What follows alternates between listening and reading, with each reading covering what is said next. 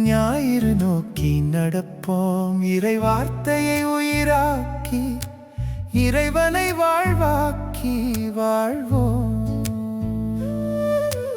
வாருங்கள், இறை வார்த்தையை அறிந்து அன்பு செய்து சாட்சிகளா.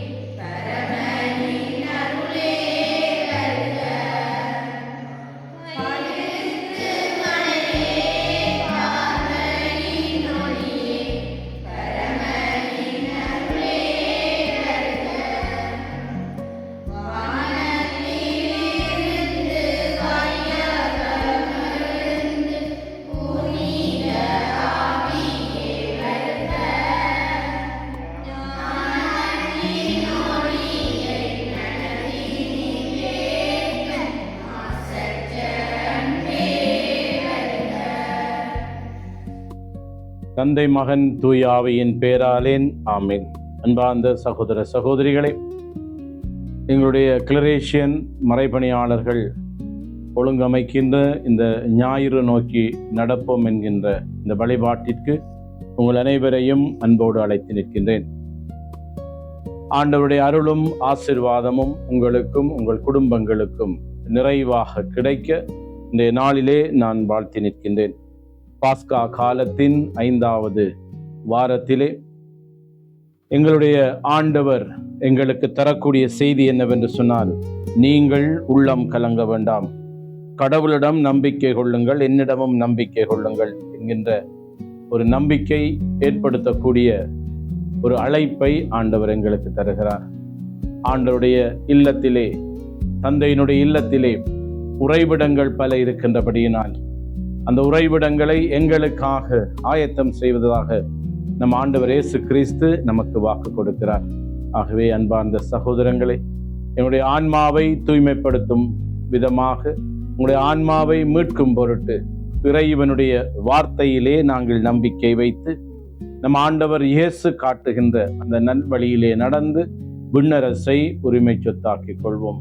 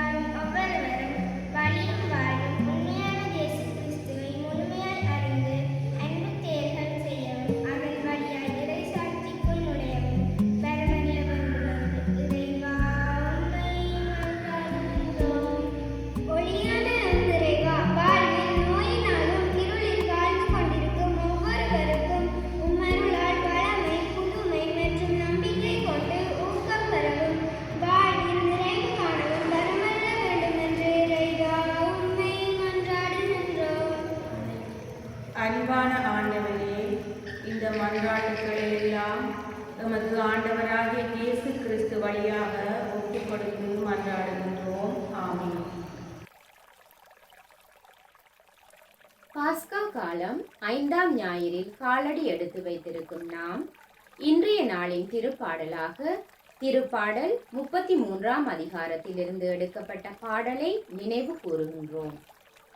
இஸ்ரேல் மக்கள் கடவுளை அவரது வல்லமை வழியாகவும் அன்பின் வழியாகவும் கண்டதை இப்பாடலின் மூலம் எடுத்துரைக்கின்றனர். நாமும் கடவுளையும் கடவுளின் வல்ல செயல்களையும் உணர்ந்தவர்களாய் தொடரும் பதிலுரை பாடலில் பங்கேற்போம். பதிலுரை பாடல் திருப்பாடல் 33ஆம் அதிகாரம், திருவசனங்கள் 1 தொடங்கி 2, 4 தொடங்கி 5, 18 தொடங்கி 19 முடிய. உங்கள் பதிலாக, ஆண்டவரே உமது பேரன்பு எங்கள் மீது இருப்பதாக. ஆண்டவரே உமது பேரன்பு எங்கள் மீது இருப்பதாக. ஆண்டவரே உமது பேரன்பு எங்கள் மீது இருப்பதாக.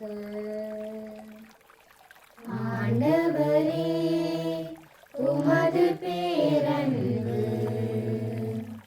எங்கள் மீது இருப்பதாக.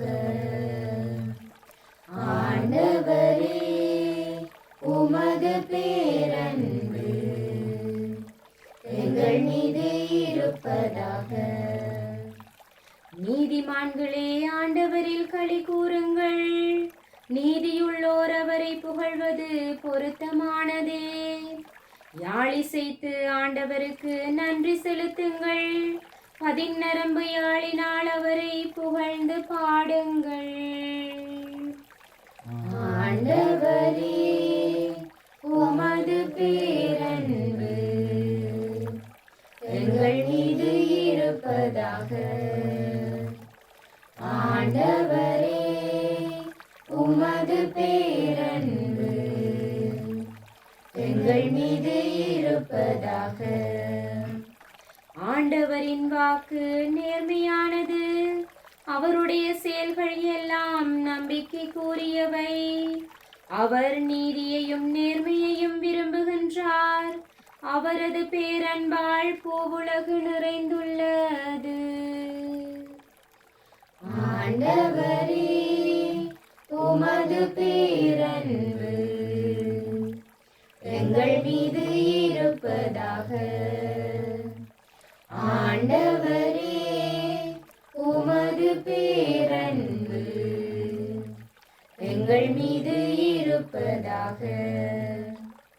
தமக்கு அஞ்சி நடப்போரையும் தம் பேரன்புக்காக காத்திருப்போரையும் ஆண்டவர் கண்ணோக்குகின்றார். அவர்கள் உயிரை சாவினின்று காக்கின்றார், அவர்களை பஞ்சத்திலும் வாழ்விக்கின்றார். ஆண்டவரே உமது பேரன்பு எங்கள் மீது இருப்பதாக. ஆண்டவரே உமது பேரன்பு எங்கள் மீது இருப்பதாக.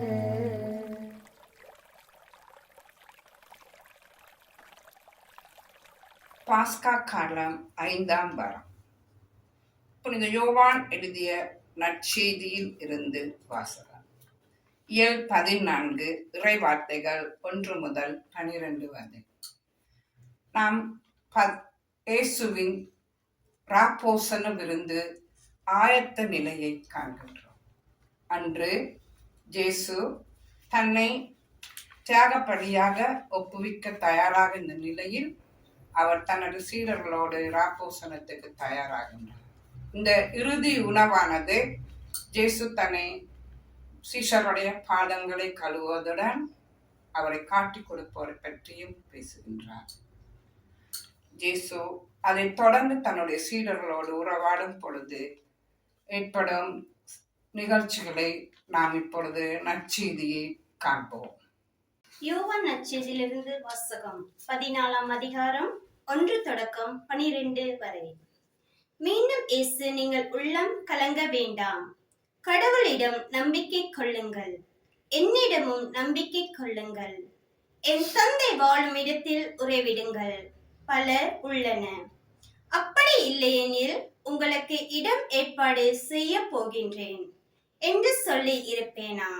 நான் போய் உங்களுக்கு இடம் ஏற்பாடு செய்த பின் திரும்பி வந்து உங்களை என்னிடம் அழைத்துக் கொள்வேன். அப்போது நான் இருக்கும் இடத்திலே நீங்களும் இருப்பீர்கள். நான் போகும் இடத்துக்கு வழி உங்களுக்கு தெரியும் என்றார் தோமா. அவரிடம், ஆண்டவரே, நீர் எங்கே போகின்றீர் என்று எங்களுக்கு தெரியாது.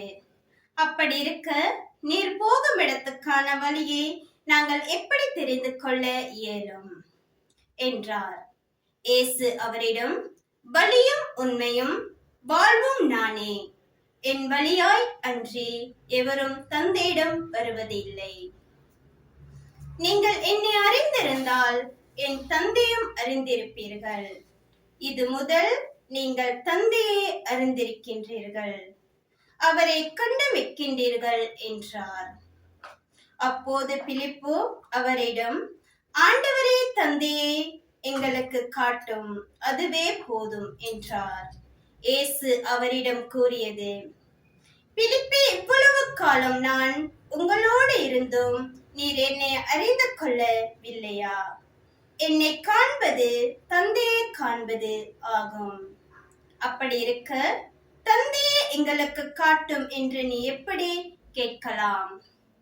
நான் தந்தையினுள், தந்தை என்னுள் இருப்பதே நீ நம்புவதில்லையா? நான் உங்களுக்கு கூறியவற்றை நானாகவே கூறவில்லை. என்னுள் இருந்து கொண்டு செயலாற்றுபவர் தந்தையே. நான் தந்தையால் இருக்கின்றேன், தந்தை என்னுள் இருக்கின்றார். நான் சொல்வதை நம்புங்கள். என் வார்த்தையின் பொருட்டு நம்பாவிட்டால் என் செயல்களின் பொருட்டாவது நம்புங்கள். நான் செய்யும் செயல்களை என்னிடம் நம்பிக்கை கொள்பவரும் செய்வார். ஏன் அவற்றை விட பெரியவற்றையும் செய்வார். ஏனெனில் நான் தந்தையிடம் போகின்றேன் என உறுதியாக உங்களுக்கு சொல்கின்றேன். இது கிறிஸ்துவின் நற்செய்தி. கிறிஸ்துவே உமக்கு புகழ்.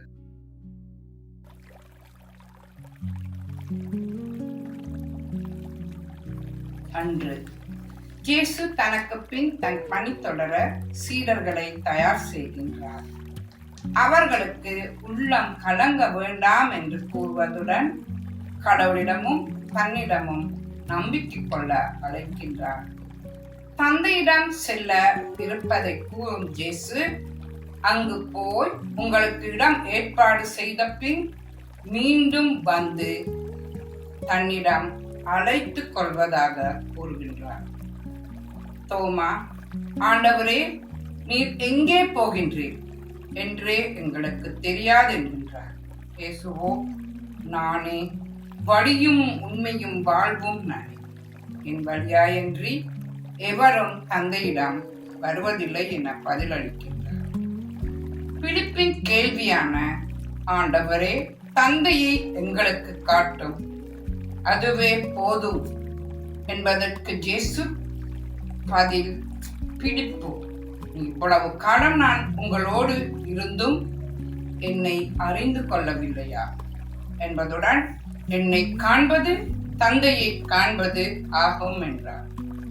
இயேசு அன்று எப்போதும் தன்னுடன் இருப்பை உறுதிப்படுத்தியதுடன் சீடர்களின் விசுவாச வாழ்விற்கு வழி அமைத்துக் கொடுப்பதை இன்றைய நற்செய்தியில் காண்கிறோம்.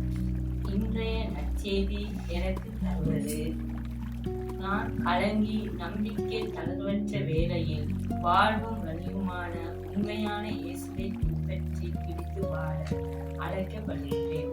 இறைவார்த்தை வாசித்து தியானித்து இறை வேண்டலில் ஈடுபட்டு தினம் ஜெபிக்க அழைக்கப்படுகின்றேன். இயேசுவின் அனைத்து செயல்களும் இறை தந்தையின் விருப்பமே. எனவே இயேசு கூறுவது போல் அவர் தந்தையோடு இணைந்து செயலாற்றுவது போல் நாமும் எப்போதும் இயேசுவோடு இணைந்து எமக்கு ஆயத்தம் செய்யப்பட்டிருக்கும் இடத்தை அடைய ஜெபதவ முயற்சிகளில் ஈடுபட ஈடுபட அழைக்கப்பட்டிருக்கிறேன். நான் சொல்லுவதை நம்புங்கள். என் வார்த்தையின் பொருட்டு நம்பாவிட்டால் என் செயல்களின் பொருட்டாவது நம்புங்கள் என்னும் இயேசு அவரில் நம்பிக்கை கொள்வாரால் ஆற்றல் கூடியவற்றையும் கூறி என் நம்பிக்கை தளராக வண்ணம் திடம் கொள்ள வழி காட்டுகின்றார். எமக்கு இயேசுவின் செய்தி. இன்றைய சூழலில் கலங்கி நிற்கும் எமக்கு உள்ளம் கலங்க வேண்டாம். என் தந்தை வாழும் இடத்தில் பல உறைவிடங்கள் இருக்கின்றது என்கின்றார். உலக வாழ்வில் நாங்கள் பல கலக்கங்களுக்கு உள்ளாகி நிற்கின்றோம். அந்த சந்தர்ப்பங்கள் ஆவன. அவற்றுள் குடும்ப உறவுகளில் ஏற்படும் பிளவுகள், பொருளாதார நெருக்கடி, தொழில் நிலைகளில் கல்வியில் தோல்வி, வேலையின்மை, எது சரி எது பிழை என்று பகுத்தறிய முடியா நிலை. உலக வாழ்வில் கத்தோலிக்கரான நாமும் உலக போக்கில் சென்று கைபேசி, குடி, போதை, கலாச்சார சீர்கேடு இது போன்ற நிலைகளில் வாழ்ந்து வருகின்றோம். நாமும் இவற்றிலிருந்து விடுபட இயேசுவை பின்பற்றி அவரை பற்றி பிடித்து கொண்டு வாழ தன்னையே தியாக பலியாய் தந்து சென்ற திருப்பலியில் பக்தியுடன் பங்கு பற்றுவதுடன் நற்கருணை பிரசன்னத்தில் முடிந்த வேளைகளில் வாழ இறை வார்த்தையை வாசித்து இறை அனுபவத்தில் வாழ அழைக்கப்படுகின்றோம். அத்துடன் நான் இருக்கும் இடத்தில் நீங்களும் இருப்பீர்கள், என்னை நம்புங்கள் என்று கூறும் ஆண்டவரில் நம்பிக்கை கொண்டு வாழ்ந்து சாட்சியாக வாழ்வோம்.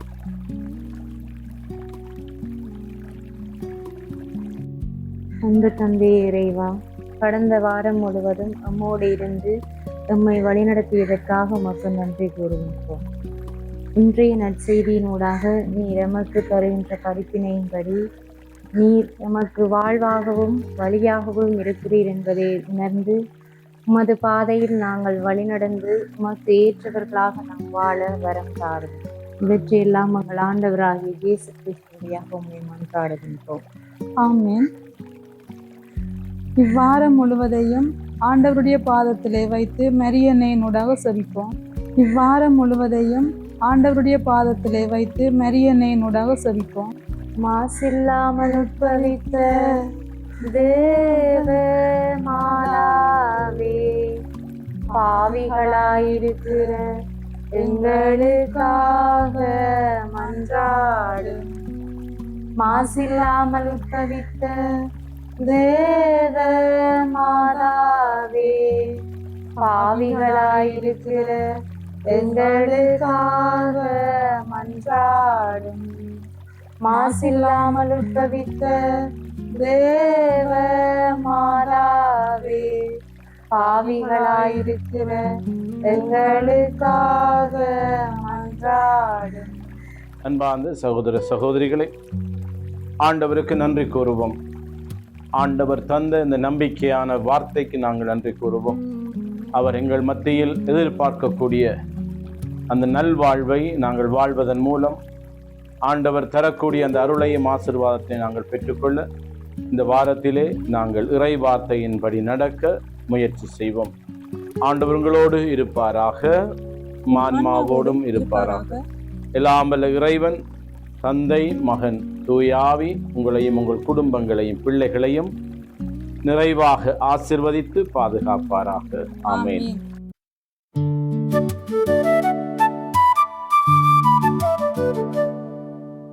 ஞாயிறு நோக்கி நடப்போம், இறை வார்த்தையை உயிராக்கி இறைவனை வாழ்வாக்கி வாழ்வோம்.